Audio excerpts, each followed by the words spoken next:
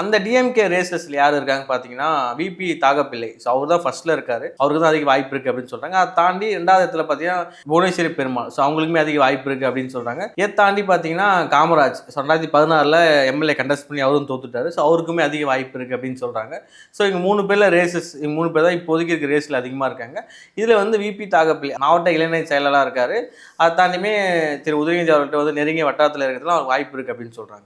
ஏடிஎம்கேலேருந்து யார் potential candidates? So ஏடிஎம்கேலேருந்து பார்த்தீங்கன்னா sitting MLA இருக்க செந்தில்குமார். ஸோ அவருக்கு அதிக வாய்ப்பு இருக்குன்றாங்க.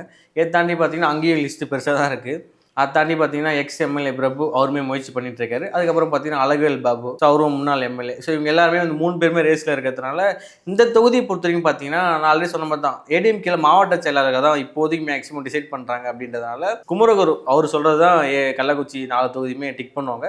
அவங்க 3 பேருமே ஆல்மோஸ்ட் குமரகுரு ஆதரவாளர் தான். அதனால் பார்த்தீங்கன்னா யாருக்கு வாய்ப்புன்றது 3 பேர் ஒரு ஆளுக்கு தான் கொடுப்பாங்க. பட் இவங்க 3 பேர் ரேஸில் இருக்காங்க.